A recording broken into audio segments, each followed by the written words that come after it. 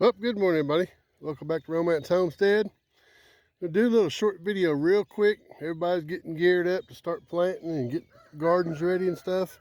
We've tilled several gardens these past couple of weeks. People getting excited, and I'm glad to see it. I enjoy watching people get their own gardens. So, one of the things we're going to talk about today is your seeds. When you go to your box stores or you go to wherever it is you buy your seeds, need to know what kind of seeds you're buying. I did not realize this till this weekend. I'll tell you a short story. We went and got our corn seeds and get our corn put out, and for 1 pound of G90 corn was $19.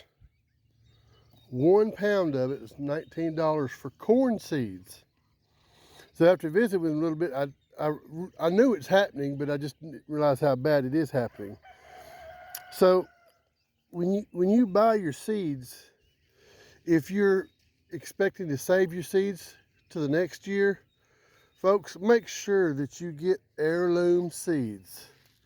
On every package that's heirloom seeds, it'll tell you. If you'll look up, like this is burpee right here. See right there, it says heirlooms. And here on the parsnips, burpees, heirlooms.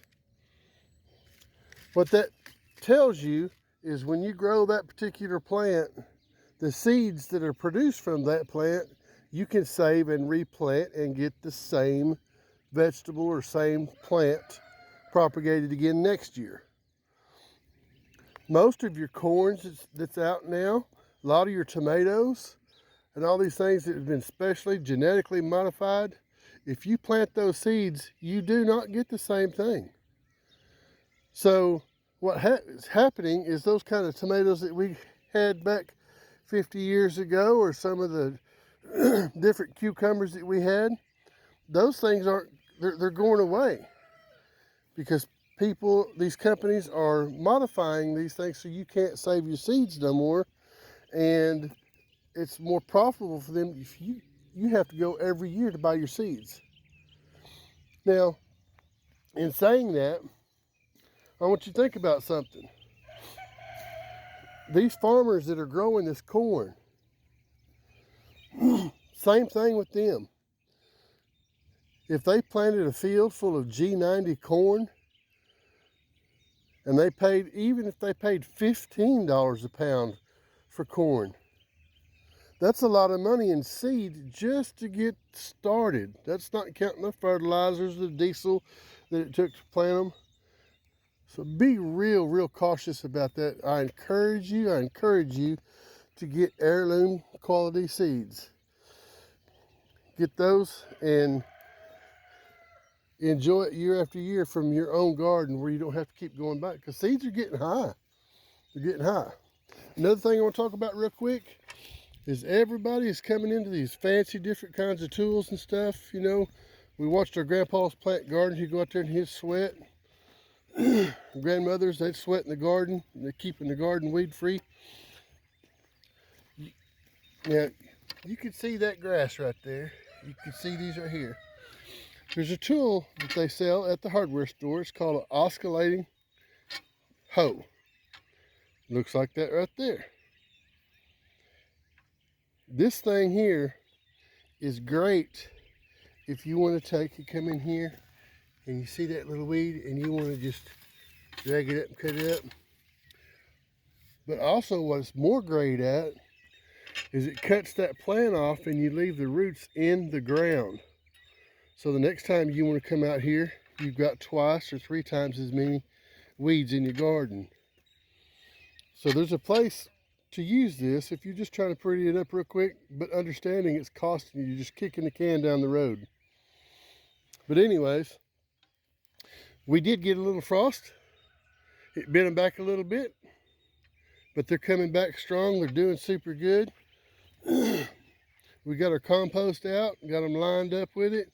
We did plant some of our tomatoes. These tomatoes are where we could get them covered up. They're doing fantastic. Cucumbers, they're coming in. Onions is all doing good. Now these are going to be Determinate and indeterminate tomatoes, the way we've got these planted is, if you look down this row here, determinate tomatoes are every second one. And then indeterminates start on first and thirds. And what we'll do is we'll get it tied up on this trellis down through here, keep them spaced out, make it easier. We got our squash out. Squash plants are doing good. But we're going to wait and see. Now on your tomato plants, make sure, especially if you're putting out small plants, put something around the bottom of them to keep that soil from bouncing back up on them leaves while you're getting them started. You don't want that dirt on them leaves. And those pine needles will keep it from popping that dirt back up on the leaves, keeps the plant healthier, and it don't have to spend its energy into staying healthy, spend its energy into growing and producing tomatoes. But we put pine needles around them. You could just put any mulch or anything around to keep the dirt from bouncing back up on top of the plants. You don't want dirt on the plants. And it's best if you can water them from the ground by itself. Everybody don't do that. And it's okay. You just do what you want to do and how you want to do your own garden. But anyways, guys, we appreciate it. Thank you for watching our videos. To the lady in Michigan, thank you. Appreciate you. Enjoy your day. Your day's determined by your attitude.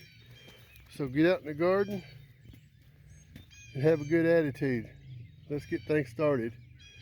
Y'all have a great day. Don't forget to take a second right now and just click like, share, comment, subscribe. We appreciate you. Y'all let us know what you got in your garden. If you got your garden started already, send us a picture of it. Y'all have a great day.